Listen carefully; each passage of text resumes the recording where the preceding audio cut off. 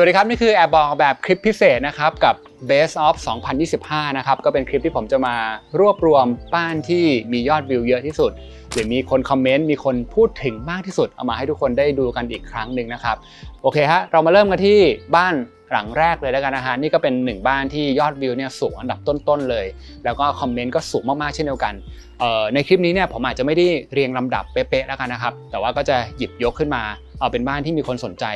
ผมไปถ่ายงานหรือไปเจอผู้คนต่างๆเนี่ยแล้วก็จะมีคนที่เข้ามาทักอย่างเต็มที่เลยว่าแบบเฮ้ยผมเพิ่งดูบ้านหลังนี้มาพี่แล้วก็รู้สึกชอบมากซึ่งสำหรับอันดับที่1นะฮะที่ผมเอามาแชร์ก่อนเลยก็คือ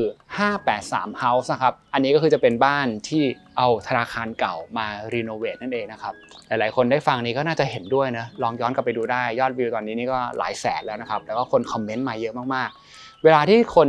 เจอผมเนี่ยแล้วพูดถึงบ้านหลังนี้เนี่ยเขาจะรู้สึกว่าแบบสถาปนิกเก่งนะทำไมถึงสามารถเปลี่ยนสเปซภายในซึ่งจริงๆฟังก์ชันมันคือธนาคารน่ะแต่สามารถเปลี่ยนให้กลายมาเป็นบ้านได้ลงตัวอย่างไม่น่าเชื่อนะครับในเรื่องของภาษาหรือว่างานสถาปัตยกรรมภายนอกเนี่ยมันก็มีเสน่ห์มีเอกลักษณ์ในแบบของอาคารดั้งเดิมอยู่แล้วทีนี้พอเจ้าของก็ไม่ได้มีแนวทางที่จะทุบทำใหม่หรือว่าไปเปลี่ยนแปลงมันมากเนี่ยมันก็ยังคงเป็นการคงเสน่ห์หรือเอกลักษณ์แบบเดิมเอาไว้นะครับซึ่งผมคิดว่าก็เป็นจุดหนึ่งเลยที่ทำให้มันดูน่าสนใจอ่ะแต่ว่าทันทีที่เราเข้าไปภายในบ้านเราจะค้นพบว่าจากรูปแบบเดิม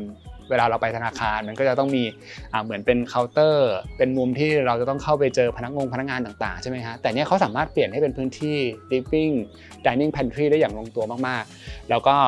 มีการใช้ space ที่น่าสนใจอย่างเช่นตัว living เขาก็จะเป็นซังเคนเข้าไปเนอะแล้วก็จุดที่ผมชอบมากเลยคือบันไดนี่แหละฮะก็จะเห็นว่าเขามีการเปิดผนังตรงบันไดออกนะแล้วก็เวลาที่เราเดินขึ้นลงเนี่ยก็สามารถจะมองมาเห็นพื้นที่ส่วนของชั้นล่างได้ซึ่งส่วนตัวแล้วสิ่งที่ผมชอบมากเลยก็คือผมคิดว่าสามลิงเนี่ยเหมือนมีความฉลาดในการที่จะปรับเปลี่ยนหรือว่า organize space ภายในนะคะคือเวลาเราจะทำการ renovate เนี่ยมันต้องมีตาที่สามารถมองเห็นได้ว่าของเดิมเป็นแบบเนี้ยแต่เราจะพลิกหรือเราจะตัดโน่นเพิ่มนี่เอาอันนั้นออกเอานี้เข้าไปยังไงแล้วก็เปลี่ยนให้กลายเป็นฟังก์ชันใหม่ที่มันตอบโจทย์ได้ซึ่งเนี่ยผมว่าสำคัญนะฮะแล้วก็ใครที่ชอบบ้านหลังนี้ก็สามารถไปย้อนดูได้เรื่อยๆนะครับมาถึงบ้านหลังที่2นะครับซึ่งเป็นหลังที่2รวมกับหลังที่3เลยแล้วกันนะครับเพราะว่าเป็นบ้าน2หลังที่อยู่ในเชียงใหม่ทริปนะครับถ้าใครจำได้ก็ปีที่แล้วก็ไปเชียงใหม่มานะแล้วก็ไปถ่ายบ้านมา 4-5 หลังเลยครับแล้วก็จะมีบ้าน2หลังที่โอ้โหยอดวิวเยอะครับก็เป็นหลักแสนเลยก็คือบ้านพลอยกลางโต้งของเพื่อนผมเองนะคะที่ชื่อโต้งครับแล้วก็อีกหลังนึงคือเป็นบ้านเฮาเขาของภูผานะฮะที่เป็นอดีตสมาชิกของPolycat นะครับ2หลังนี้เนี่ยก็เป็นบ้านที่แหมได้รับกระแสตอบรับดีนะครับแล้วก็ผมว่ามันเป็นบ้านที่คอนเท็กซ์บริบทน่าสนใจเพราะว่าก็จะอยู่กลางทุ่งนาหรือมองเห็นวิวภูเขาวิวม่อนแจ่มวิวดอยสุเทพอะไรแบบนี้นะมันก็เป็นหนึ่งในบ้านที่หลายๆคนน่าจะอยากไปใช้ชีวิตแบบหลังเกษียณหรือมองว่าเป็นบ้านที่เราอาจจะเอาไว้ในอนาคตเป็นบ้านพักต่างจังหวัดของเรานะครับผมคิดว่ามันมีมุมมองที่น่าสนใจเหมือนกันว่าในความสวยงามหรือในความฝันที่เราอยากจะมีบางคนเองก็จะมาคอมเมนต์ในเชิงที่ว่าแบบทำให้เราต้องกลับมาเวทเหมือนกันว่าบ้านที่สวยงามแบบนั้นเนี่ยมันก็จะมีเรื่องของธรรมชาติเรื่องของการปรับตัวที่เราก็ต้องปรับตัวให้ได้เหมือนกันเพราะจริงๆเพื่อนผมเองก็บอกเหมือนกันนะฮะว่าการอยู่ในพื้นที่ที่มันมีรายล้อมไปด้วยทุ่งนาอย่างเงี้ยอย่างเชียงใหม่เองเนี่ยแน่นอนว่าก็จะมีเรื่องของฝุ่นควัน PM 2.5 ที่ก็จะมาตามช่วงเวลาของเขาเรื่องของแมลงบางทีมียาฆ่าแมลงแบบนี้นะครับหรือแมลงทั่วๆไปนี่แหละที่ก็มีโอกาสที่จะเข้าบ้านมาได้สัตว์ต่างๆอะไรเงี้ยก็เป็นสิ่งที่ก็ต้องดูแลต้องปรับตัวตามกันไปนะครับแต่ผมคิดว่าจริงๆการอยู่กับธรรมชาติก็เป็นสิ่งหนึ่งที่มันทำให้เรารู้สึกดีแล้วก็ฟูลฟิลเราได้เต็มที่นะครับก็ขอให้ใครที่อยากจะได้บ้านหลังเกษียณแบบเนี้ยก็ขอให้หาที่ดินที่คุณถูกใจเจอไวๆนะครับแล้วก็อาจจะฝากไว้นิดนึงว่าการสร้างบ้านในพื้นที่แบบนี้เนี่ยก็พยายามคำนึงถึงบริบทหรือว่าคนที่อยู่รอบข้างให้มากหน่อยครับเพราะว่าจริงๆเราอาจจะเป็นคนแปลกถิ่นที่เข้าไปอยู่ในพื้นที่ตรงนั้นถ้าเกิดว่าเราสร้างสถาปัตยกรรมขึ้นมาโดยที่ไม่ได้คำนึงถึงเขาบ้านของเราเองก็อาจจะกลายเป็นสิ่งแปลกปลอมหรือบางทีเราอาจจะทำให้โดยรอบเนี่ยเดือดร้อนก็ได้นะครับก็อาจจะฝากในประเด็นนี้ไว้ครับมาถึงบ้านอีก1หลังนะครับที่ถือว่ายอดวิวเยอะทีเดียวเลยครับคือบ้าน 10/1 นะครับหรือว่าบ้านของพี่อาร์สครานซึ่งผมก็ตั้งชื่อคลิปนี้เนี่ยไปเกี่ยวข้องกับรายการในต่างประเทศอย่าง Never Too Small ด้วยเพราะว่ามันเป็นบ้านไซส์เล็กมากๆครับตั้งอยู่บนที่ดิน34ตารางวานะครับแล้วก็พื้นที่ใช้สอยเนี่ย150ตารางเมตรความสูง3ชั้นครับ เป็นบ้านหนึ่งหลังที่คนคอมเมนต์มาเยอะมากๆครับแล้วก็พี่อาร์ยังแอบกระซิบบอกเลยว่าพอออกไปเนี่ยก็มีคนโทรหาขอคำปรึกษาเขาเยอะมากๆเลยนะครับก็เป็นหนึ่งบ้านที่มีเทคนิคในการออกแบบที่ทำให้บ้านในพื้นที่แคบๆพื้นที่จำกัดเนี่ยมันดูกว้างขึ้นพี่อาร์เองก็จะมีการแชร์เทคนิคอย่างเช่นเรื่องของการพลิกคานอะไรแบบนี้นะครับการดีไซน์สัดส่วน proportion ของตัวบ้านหรือว่าการทำบ้านใน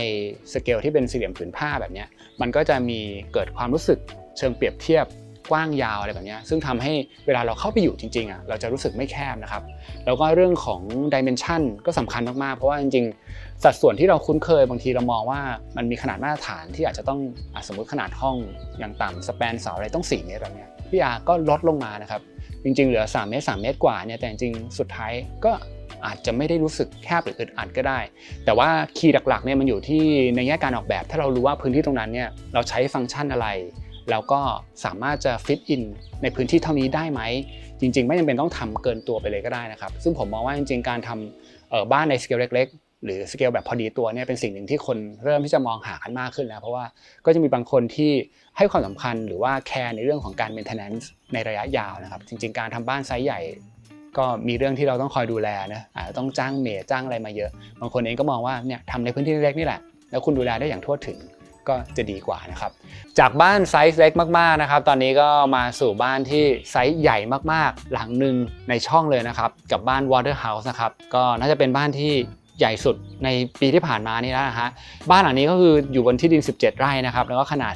4,750 ตารางเมตรฮะตอนที่ผมไปเซอร์เวย์ที่เนี่ยก็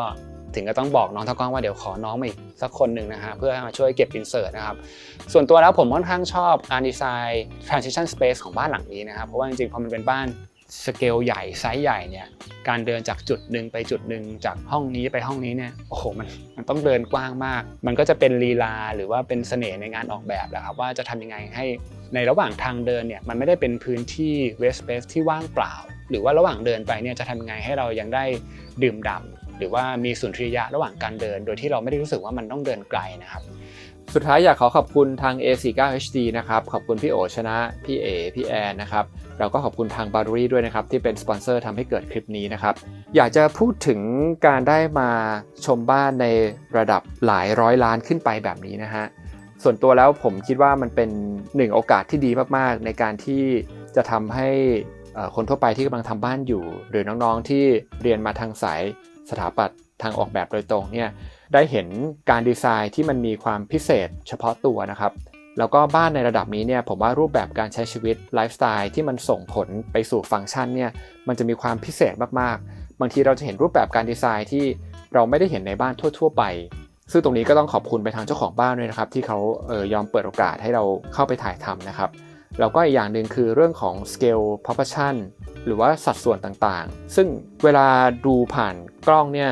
อาจจะไม่ได้สัมผัสถึง space ได้ชัดเจนเหมือนกับเราเข้าไปอยู่ในที่จริงนะครับแต่อยากให้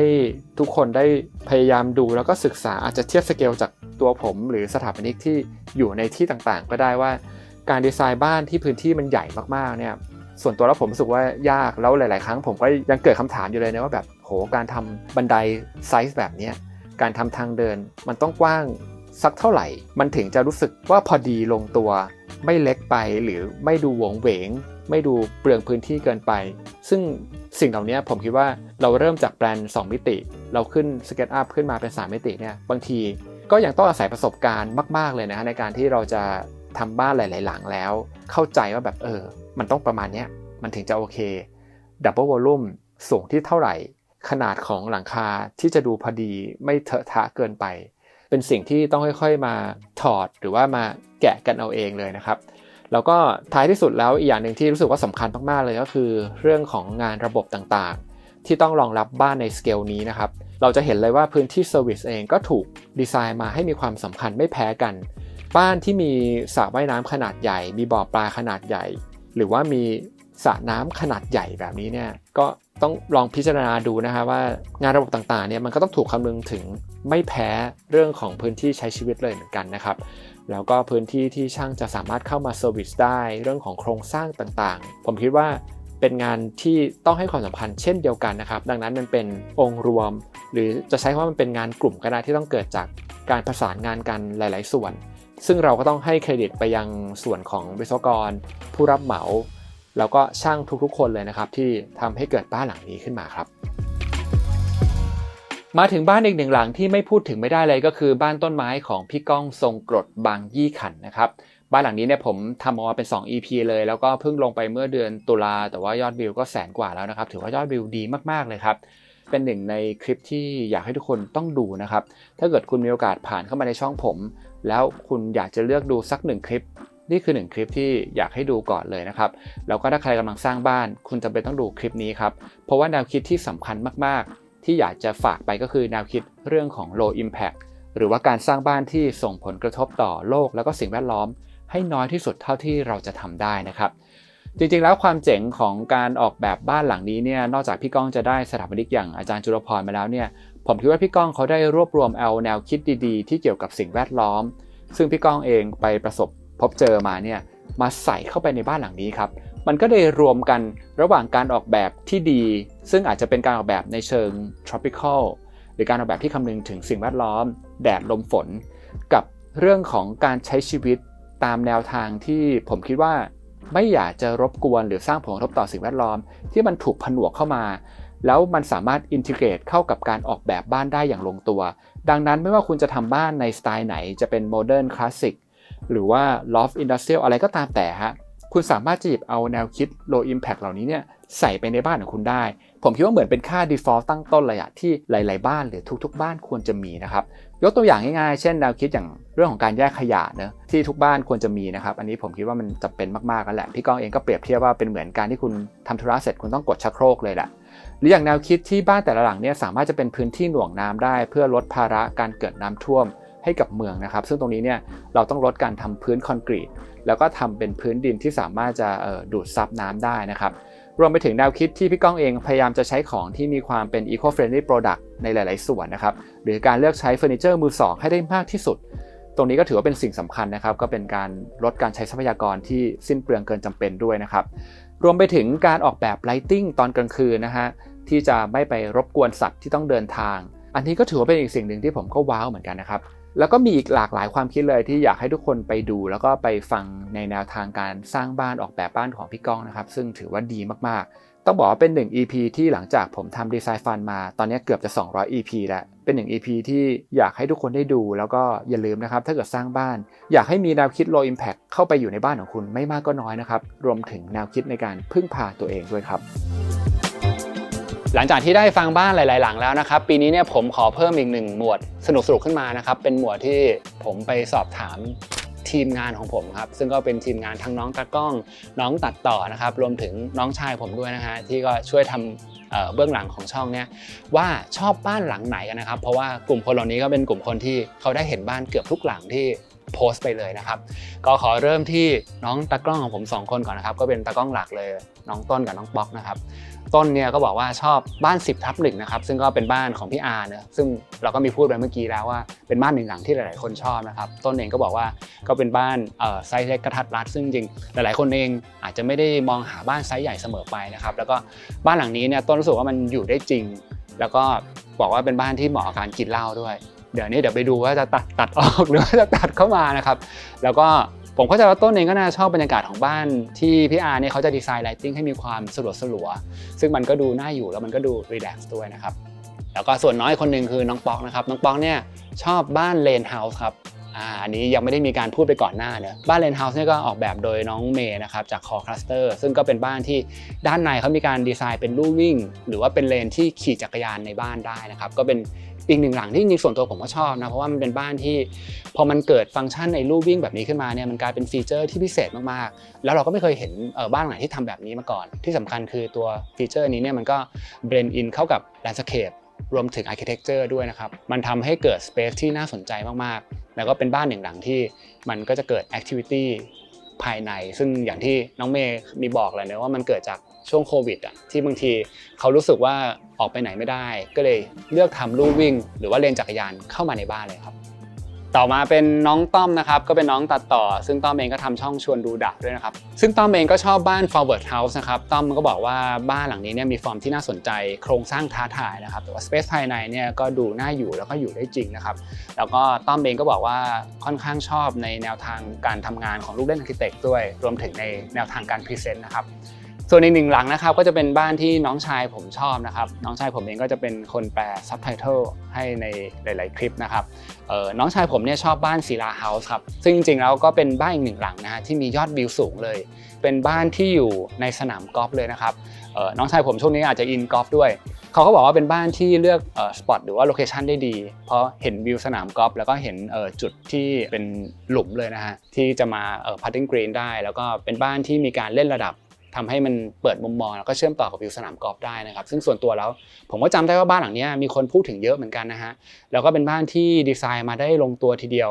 อีกอย่างหนึ่งคือการที่เขาเลือกแปลงที่ดินในสนามกอล์ฟโดยเลือกเอาแปลงที่มีต้นจามจุรีขนาดใหญ่อยู่แล้วก็ทำให้ได้ประโยชน์จากต้นไม้ซึ่งตรงนี้ผมว่าก็เป็นอีกจุดหนึ่งเลยที่ตอนนั้นผมจำได้ผมก็คุยกับสถาปนิกในเรื่องนี้อยู่นะครับก็จะเป็นสถาปนิกชื่อแน็กจากจุติอาร์คิเทคนะครับนี่ก็ถือว่าเป็นมุมมองจากทีมงานนะครับซึ่งจริงๆแล้วในเรื่องความชอบเรื่องสไตล์หรือว่าเรื่องงานดีไซน์เนี่ยอาจจะมีความแตกต่างกันแต่เรื่องฟังก์ชันผมว่าทุกคนเองก็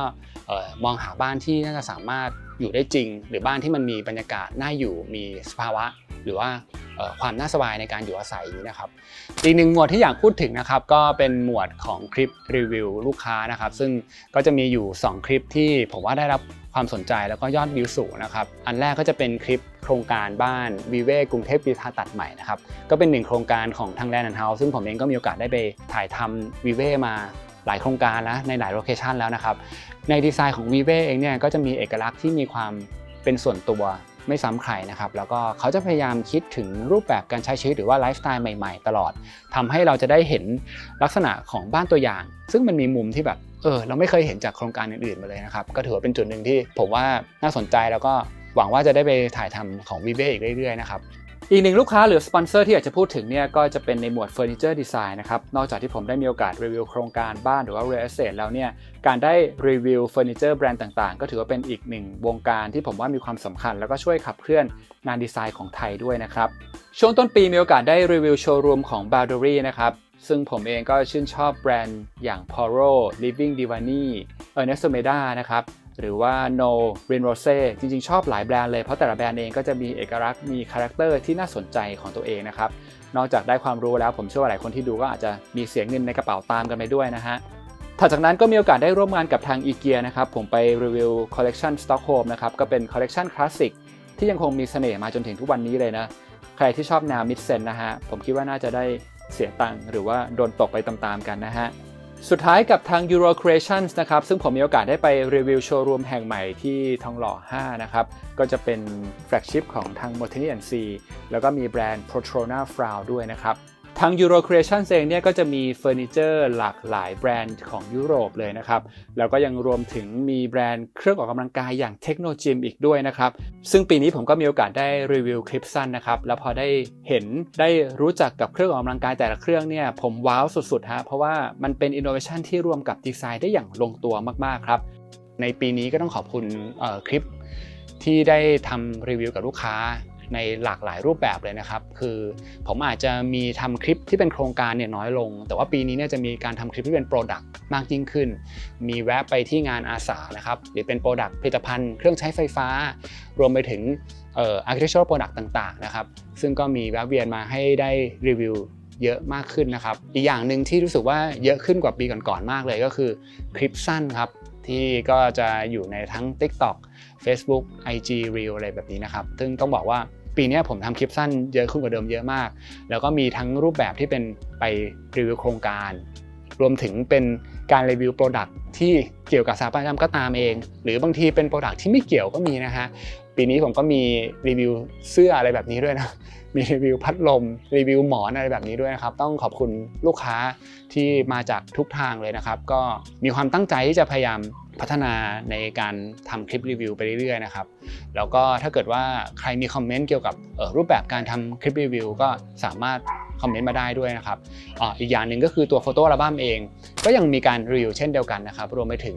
พิธีกรที่ผมไปงาน MC Event ก็จะมีการรับมากยิ่งขึ้นนะครับรวมไปถึงลูกค้าที่มาไทยอินในรายการดีไซน์ฟันหรือรายการพาชมบ้านนะครับปีนี้เนี่ยต้องบอกเลยว่าได้รับการตอบรับดีมากๆนะครับก็หลายๆแบรนด์ที่ติดต่อไปเนี่ยก็ยินดีที่จะเข้ามาสปอนเซอร์ในการถ่ายทำคอนเทนต์หลักซึ่งต้องบอกว่าดีไซน์ฟันเนี่ย เป็น original content หรือเป็นคอนเทนต์หลักเลยที่ผมคิดว่าทำให้ช่องยังคงมียอดวิวที่ดีแล้วก็อยู่ต่อไปได้นะครับดังนั้นในทุกๆการสนับสนุนที่เป็นการถ่ายอินเนี่ยเป็นฟีลเหมือนต่อลมหายใจฮะหรือว่าทำให้ช่องมันสามารถไปได้เรื่อยๆนะครับเพราะผมก็รู้สึกว่ามันเป็นหนึ่งในคอนเทนต์ที่เป็นเอกลักษณ์ของช่องผมนะครับแล้วก็หวังว่าจะได้รับการตอบรับต่อเนื่องไปอีกเรื่อยๆนะครับสุดท้ายครับอยากจะชวนชาวช่องทุกคนนะครับมาคอมเมนต์เพื่อชิงสมุดแพลนเนอร์เหมือนเดิมนะครับแต่ว่าปีนี้เนี่ยขอคอมเมนต์ให้มันพิเศษขึ้นกว่าเดิมแล้วกันอย่างปีก่อนหน้าเนี่ยผมก็จะให้คอมเมนต์ว่าชอบบ้านหลังไหนเหตุผลเพราะอะไรนะครับแต่ว่าปีนี้เนี่ยไม่ขอเป็นบ้านดีกว่าอยากขอเป็นมุมเป็นห้องหรือเป็นสเปซที่คุณชื่นชอบครับคุณอาจจะบอกว่าคุณชอบเฉพาะห้องฟิตเนสของที่นี่ก็ได้ห้องสปาของที่นี่ก็ได้โรงจอดรถของที่นี่ก็ได้แต่อยากได้เป็นมุมๆนะครับแล้วก็อาจจะลอง mix and match มาให้ก็ได้นะครับว่ามุมเนี้ยของบ้าน A ถ้ามันมารวมกับมุมนี้ของบ้าน B มันน่าจะเวิร์กเลยพี่ก็ให้ลอง create space ของตัวเองขึ้นมานะครับหรือถ้าเกิดใครไม่ได้อยากจะ mix แต่ชอบ space มุมใดมุมเดียวของบ้านหลังนั้นก็ได้เหมือนกันนะครับแต่ผมอยากได้เป็นแบบเฉพาะเจาะจงแล้วก็อาจจะแถมคอมเมนต์มาให้เหมือนเดิมนะครับว่าชอบเพราะเหตุผลอะไรนะครับแล้วก็10คอมเมนต์ที่ถูกใจก็เดี๋ยวจะส่งไปให้นะครับโดยที่เดี๋ยวผมจะติดต่อกลับไปแล้วกันนะแล้วก็ขอชื่อที่อยู่อะไรต่างๆนะครับก็จะมี10คอมเมนต์จากใน YouTube แล้วก็10คอมเมนต์จากใน Facebook นะครับบอกแบบคลิปพิเศษคลิปนี้ไปก่อนนะครับก็ขอบคุณทุกคนนะฮะที่ติดตามกันมาตลอดปีนี้ก็มี Subscriber เพิ่มขึ้นมาเป็น 300,000 กว่าแล้วครับก็หวังว่าปีหน้าก็น่าจะขึ้นไปถึง4ให้ได้นะครับก็จะพยายามคีปการทำงานต่อไปเรื่อยๆนะครับแล้วก็ใครที่มีคอมเมนต์ในแง่มุมอื่นๆก็สามารถจะส่งมาให้ได้นะครับแล้วก็อยากขอบคุณทุกๆคนเลยที่ผมมีโอกาสได้เจอไม่ว่าจะเป็นทั้งทางออนไลน์หรือทางออฟไลน์หรือไปงานต่างๆนะครับทุกๆคนก็เป็นกำลังใจให้ดีมากรวมถึงน้องๆที่แบบเรียนอยู่เนี่ยหลายๆครั้งเวลามาคอมเมนต์ก็เป็นหนึ่งกำลังใจที่ดีมากในการที่จะให้ผมทำงานต่อไปนะครับแล้วก็ขอบคุณลูกค้าทุกๆท่านด้วยนะครับแล้วก็ถ้าเกิดใครที่ได้ดูแล้วแต่ยังไม่ได้กดไลค์กดซับก็ฝากติดตามกันด้วยนะครับก็สวัสดีปีใหม่ก็ขอให้ทุกคนมีความสุขมากๆนะครับแล้วเจอกันคลิปหน้าครับ